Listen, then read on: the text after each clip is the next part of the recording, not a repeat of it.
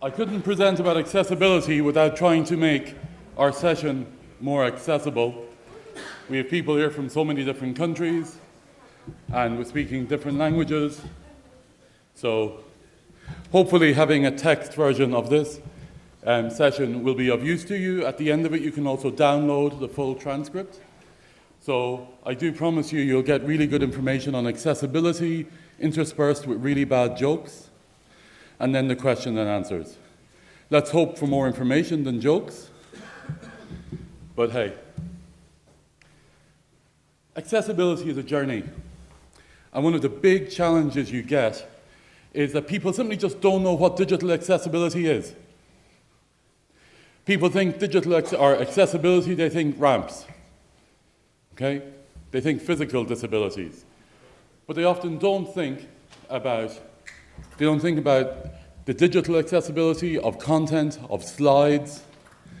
I'm not beating up on anyone in particular, but I do want you over the next 2 days to look at the slides, and you probably remember from today, and how many of them have a good font, good color contrast, good font size, or readable from the back of the hall, at least, or mostly, or even readable from the front of the hall.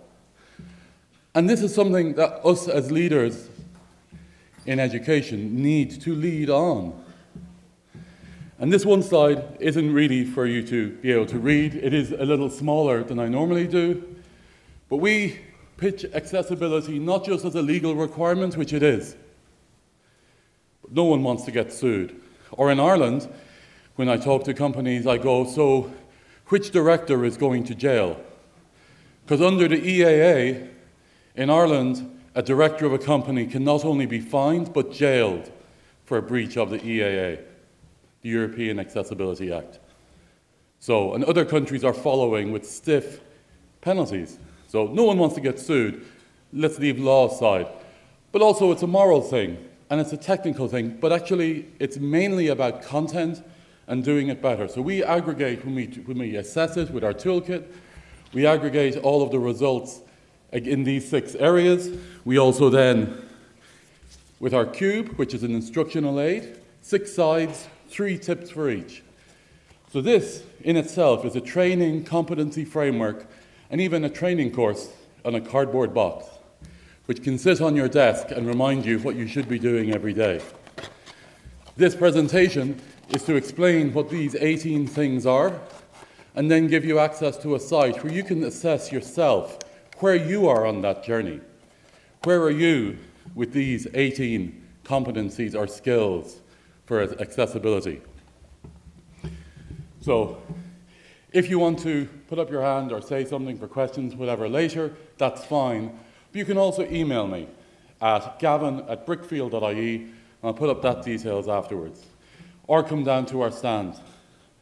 But let's, I'm going to say begin, let's continue. The reason the idea of the framework, either as a cube or as a zine. Do people here know what zines are? We've won. Okay, so back in the 60s and 70s, I know most of you weren't born then, that's okay. They were used really as cultural self-publication. And in this case, and we'll send you all, if you come and get scanned by Karen or someone at the desk, we'll send you the PDF to create the magazine version of the cube, which has all the 18 tips on it, so you can walk around with your own training course in your wallet. And we have them in Italian, Spanish, German, Dutch, and English. And if you want another language, just let us know. No problem. So let's talk about images. Images are always a thing. I don't know how to describe it. It's too much information. Often it's not. If you can imagine, and not this one, but if you can imagine an image of the sales of ice cream in Ireland from January to December, now you might imagine it goes up during the summer and it comes down at the end. The image, or it might be a graph, shows all of those sales, might even have the numbers. But the story you're trying to get is that sales increase during the hot weather and decrease during the cold weather. But if you've been in Ireland, you know that actually we flatline our ice cream sales the whole year because we love ice cream. See, told you bad jokes, bad jokes. But to give a classic example, here we have a tree with Valencia oranges on it. And two descriptions, one short and one long, depending on the story. Just like those sales in Ireland, you could say, as the graph shows, sales double during the hot months compared to the winter months. Of course, in Ireland as well. We just have similar temperatures all year. It's wet, windy, and cold. They have coldcations there now instead of vacations. Get people coming from Spain and Italy. It's great. But people often also think of accessibility as for someone with a disability. It's actually about barriers. So I could have a really complex description of this image on the right, which talks about the intricate, small style of all of the different parts of the flooring, or of the walls and of the arcs. But because it's blurry, the person who's listening to the alt text with a screen reader is getting a better description than the person who's seeing it. Images should be seen with the detail and not just read with the detail. That's really important. And if it needs a lot of detail, it doesn't even become alt text, it becomes a description under the image. So if you wanted to go into detail about those sales of ice cream, and I keep going back to the bad jokes, you would write it underneath. Because if you had a trend line, people might not know by looking at the image which particular story you were telling. And another huge mistake people do with images is they put text on them, and then they make them bigger and stretch them, and they look messy, rather than just being able to increase the font size, big or small. And that's so important for people who need it, for whatever reason. Layout, you often hear about layout of a course or a page, and that's great. But the biggest barrier for all of us is layout of information. Here's just a few sentences. My journalist lecturer would be really giving me a D- for this, because I bury the lead. I bury the important information on the last line. And as humans, we typically read as far as we need to into a paragraph and then go, yeah, let's go. So they might go to, this is PowerPoint, every slide is information using the slides notes as your script. Great. Off they go. And they forget the deadline, they forget to spell check it, they forget to name the file properly. Lay it out with headings. Makes it more accessible, digestible, readable by all of us. People often forget that accessibility includes readability and usability. Readability and being able to digest information clearly is great, but this also works for assistive technology because it's got proper headings.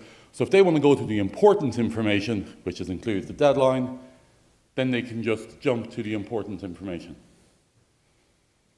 And that's key, isn't it? Who would prefer the paragraph over the better laid out information? If so, the session's not for you. Or maybe the session, we need a longer session for you. No. But those titles and headings must be meaningful.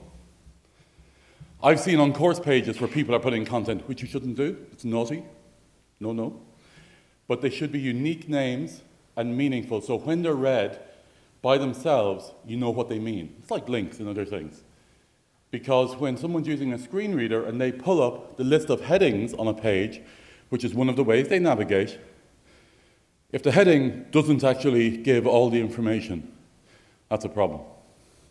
And the same with bullet points. Bullet points should, like often paragraphs and instructions, one topic per bullet. I've often seen 3 or 4 different things shoved into a bullet point. That's not a bullet point, it's a paragraph hiding as a bullet point. So isolate things out one at a time, step by step. Oh, and why? Because people use these as memory checklists. I've done 1, I've done 2. And if there's 2 parts of a step, they might do half of it, but in their mind, they might have done all of it, and then they'll forget the second half of the step. This is just human behavior. This is another fun one. So many times when we are asked in to analyze courses, we see click here everywhere, read more everywhere, or lovely, huge terrible links pasted in, like Google Doc links and stuff. But in this one here, it's not rocket science. Click here when I'm looking around the page means I have to read before or after it to know where here is. Or I need to click here to go there, to find out where there is, to come back to here to decide if I want to go there. Confused? So is the person with a screen reader, because all they hear is link, click here, when they're listing the links. They can't see the context or read the context before it if they're listing all the links out individually. The link needs to make sense. Here, link to newsletter. What's going to be on the other side of that link? The newsletter. Here's an example of a nice Google Doc URL. You know, people think that these are great, but unless you know what it is, you might know it's a Google Doc, you might even guess it's a form from the URL, but you don't know what the purpose is. So in this case, subscribe to the newsletter. You're creating a link that has a purpose with a call to action. That now makes sense by itself and as part of the content. And all of these are just going through the 6 types of content, step by step, to understand these are just the 3 beginning parts. So I couldn't fit 13 steps on each of the cube sides. Text would have been very, very small. Another fun one to do with links, I don't know where it came from, probably from the 80s when we didn't have the web in the 80s. Let's say the noughties. Noughties with 2 connotations here. One, the 00, and one, this is a naughty thing to do, or a bold thing to do. No, bold, wrong term as well. Wrong thing to do. Where they require a mouse over to know it's a link. It looks like normal text unless you move your mouse over it. So if 70%, 75% of all web access is done via a touch device, where's the mouse? Who here uses a mouse on their tablet or their iPhone or Android? Use a mouse on your Android, yeah?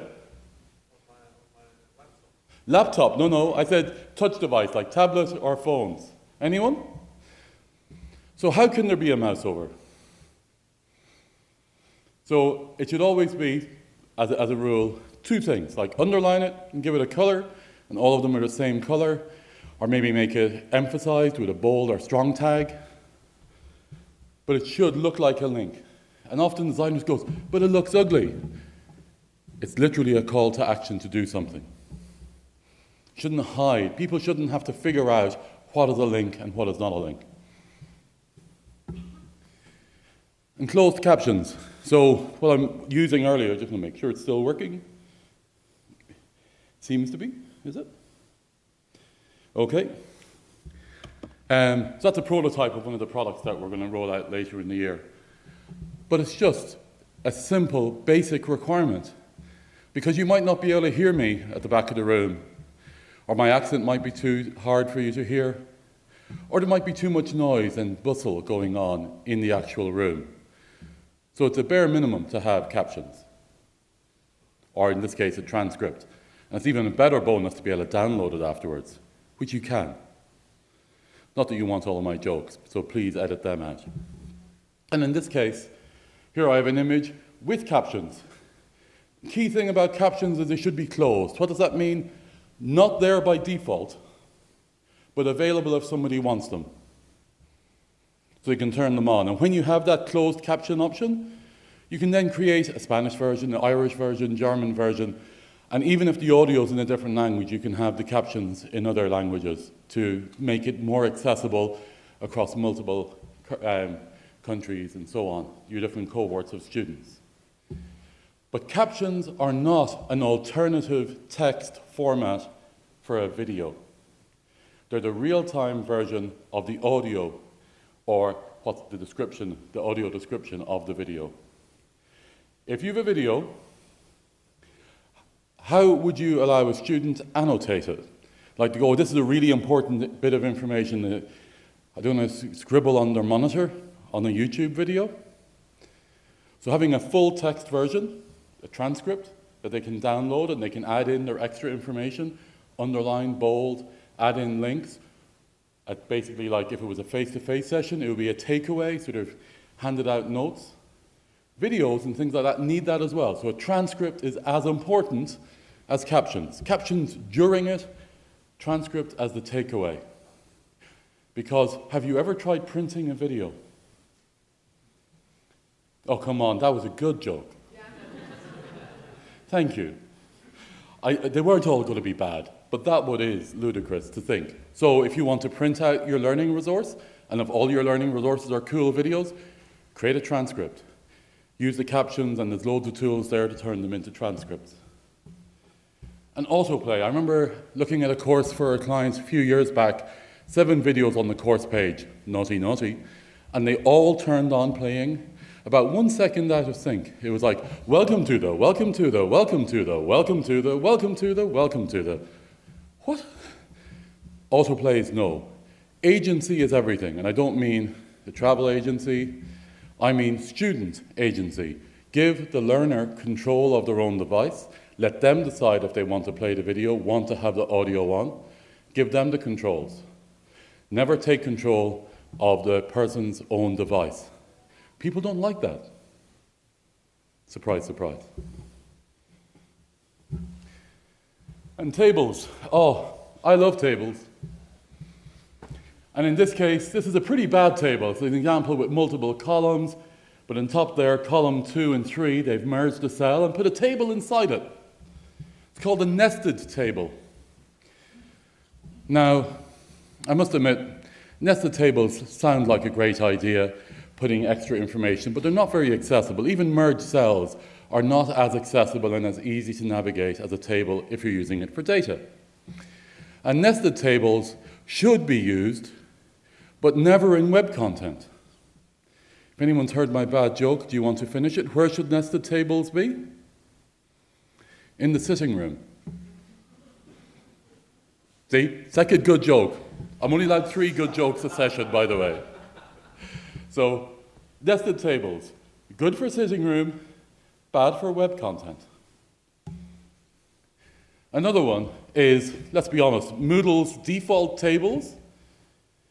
If there's one 4-letter word I would use to describe them, is ugly. Yep, you can think of other 4-letter words or longer words if you want to add extra description.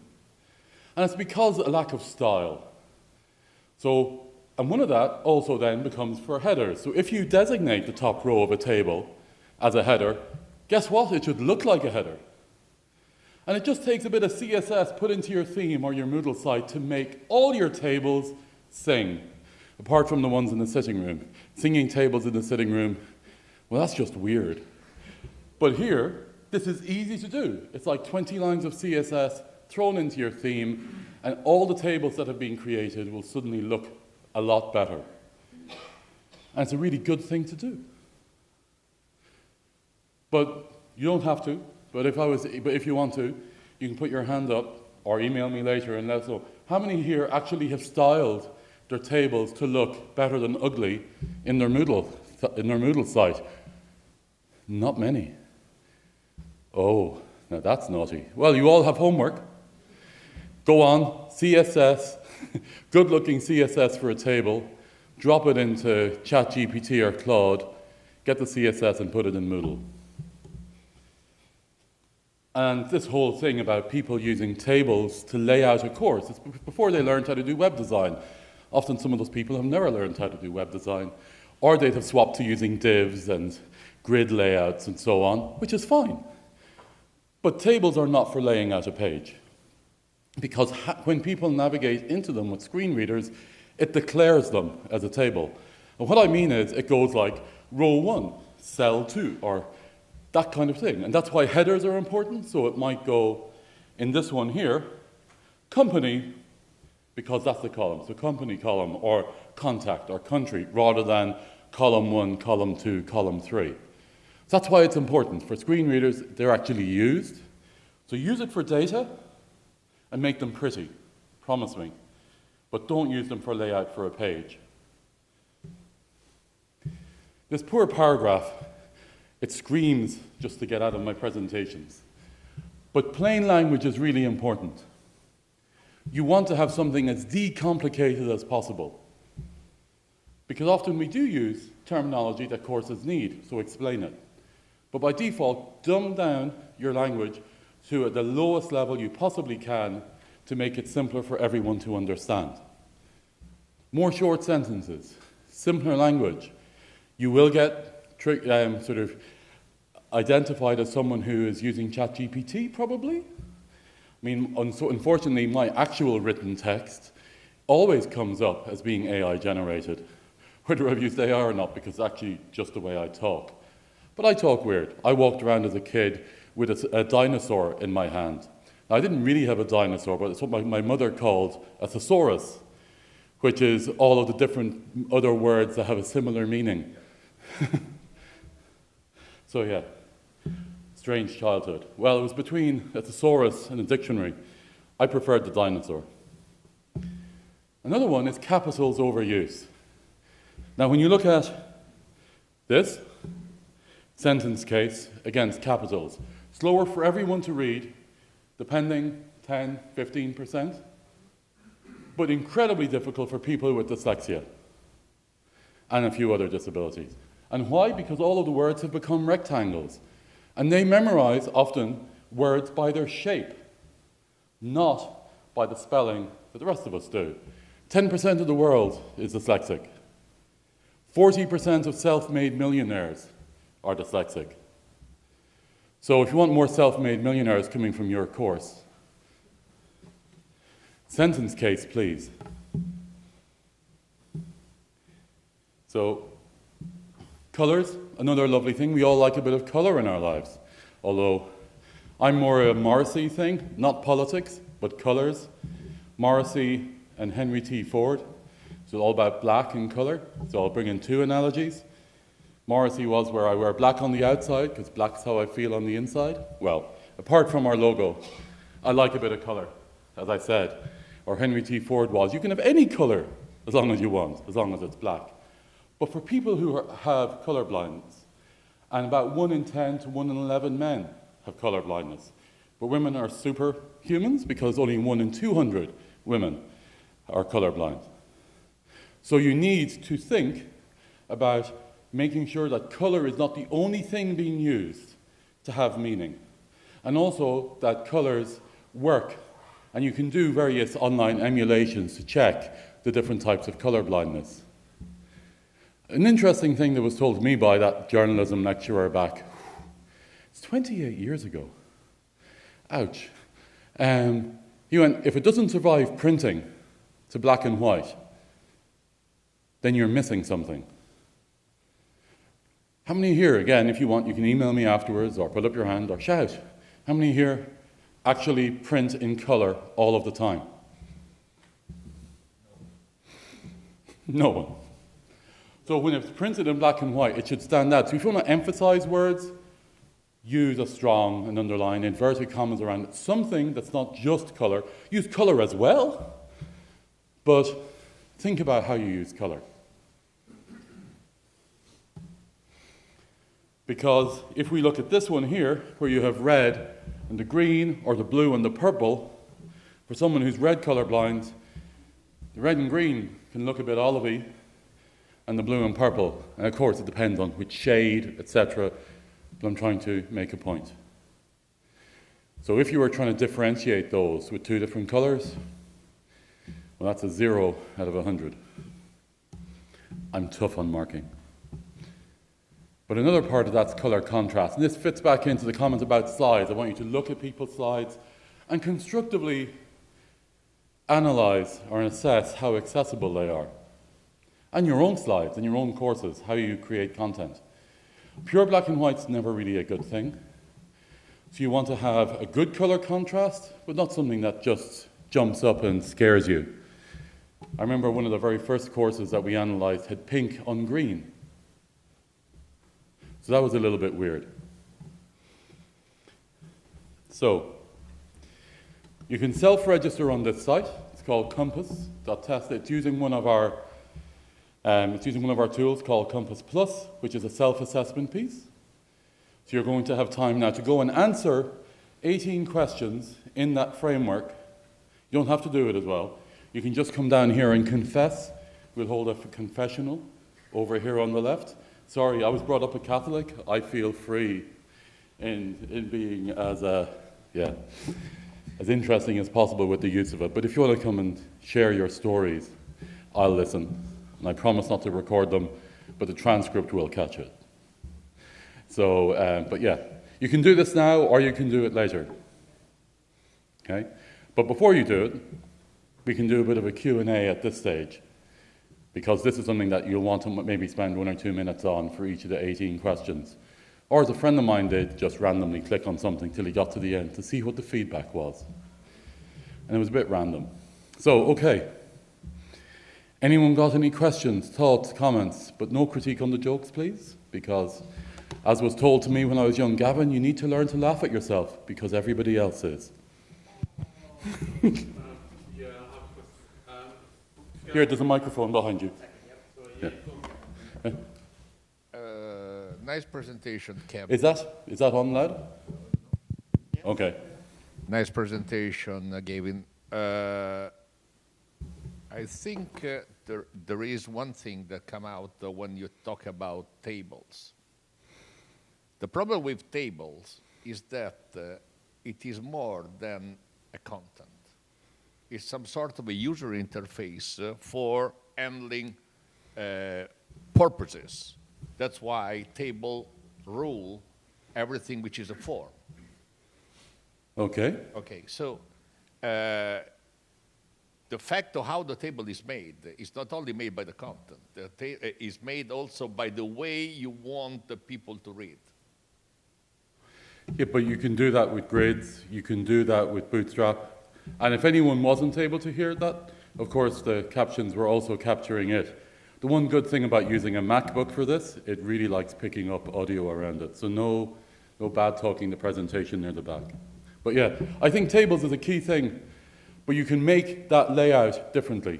Yeah. You do need to learn, or just ask ChatGPT to go, here's a table, give me a proper Bootstrap grid version of that, and it will. No, I'm not encouraging ChatGPT, you've Claude, you've lots of these other ones available, or learn how to do it. It's not that complex, but if you're not into HTML, phone a friend. Or in my case, my friend G, as in ChatGPT. Yeah, good afternoon, Don Cook.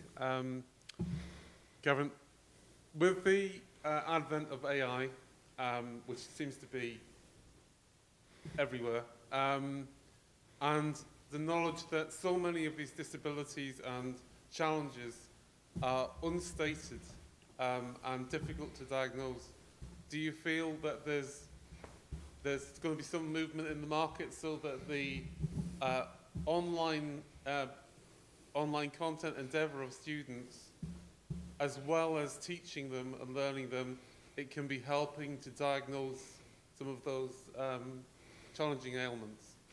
So I don't know about the diagnosing side of things. I'm not a doctor or qualified in that way. I will say that in our toolkit, we try and teach people how to use their browser, because the browser is one of the most used applications on your device, whether it's using it for Canva, for graphic design, project management, email, accessing Moodle. But yet, how many people here ever took a training course on their browser? Yeah. Oh, we have one. Okay.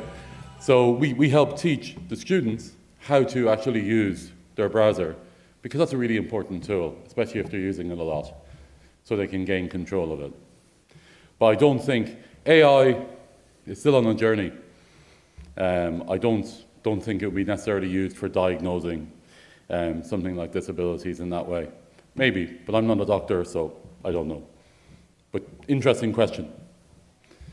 Next. Either everyone wants to just get into the quiz or get into the pub. The question back here. Well, it's not really a quiz. It's a competency self-assessment with automated feedback. Following on Joe Thibault, following on the lines of kind of AI being everywhere, I'm curious if you have seen any or done any research into the potential for like agents like Manus or computer use or some of the other ones from our operator from ChatGPT in potentially providing or a student direct more accessibility, more options in terms of how they're interacting with the sites? There's always different ways to use and support to use technology and support students. Just like when people ask about how can a teacher use a GPT tool or any of the generative AI to do like alt text for an image. It needs more than just the image. It probably needs the whole course text to truly write good alt text, to understand the context of where it was. And for students and for teachers, they would have to learn really complicated prompting to get it good, suitable for their context. And unfortunately, with a lot of the AI for students, sometimes this is not as good as a help. People are able to have a better understanding and relationship and a context around what they need and what they have needed in the real world and online. You'd have to give away a lot of very personal information to these agents.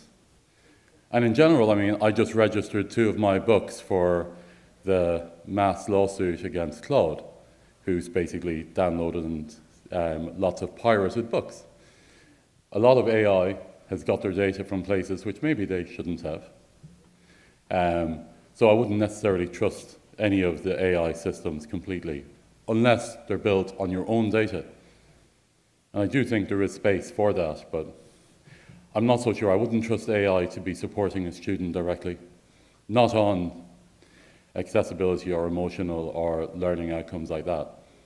And one of the things I must admit that I've seen in some LMSs where they're using AI for an accessibility purpose. One of the foundations of learning is when you're reading and consuming content, to be able to then critically analyze it, summarize it. And if tools start all doing that for every student who doesn't need it, if some need it, fair enough, and they should be available. But if you take that away from every student, where is the scaffolding to build further knowledge when that knowledge and skill and critical thinking has not been developed?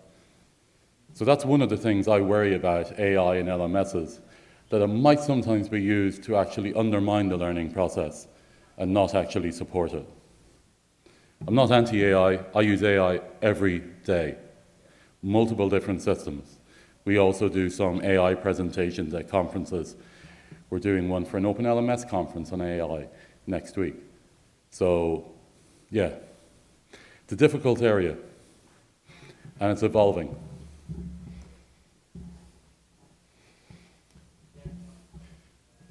Anything else?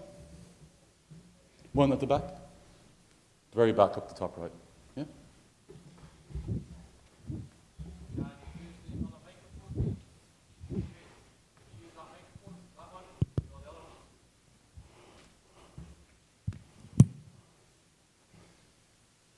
We need a drone. I thought I'd never say that. Who was it? Who was it? Although, yeah? Sorry. Go on. Who was it? Was it you who had a question? No? Anyone? Sorry. I thought someone put their hand up. Anyone think what I've said is wrong and want to fight? I mean, a discussion. I learned not to fight a very long time ago. I stood in between 2 friends and I ended up with a split head. Found a piece of wood plus head. Bad plan. So, okay.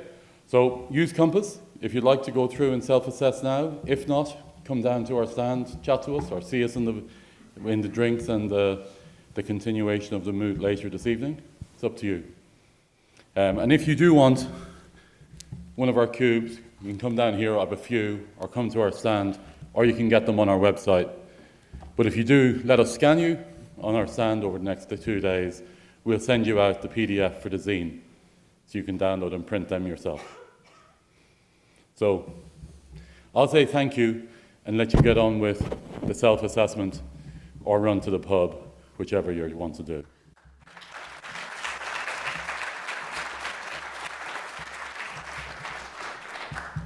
And if you want to see what the self-assessment is,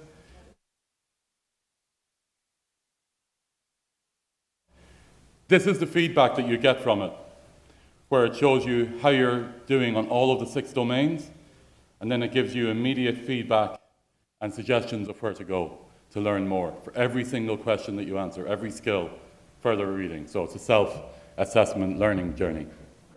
Bye-bye.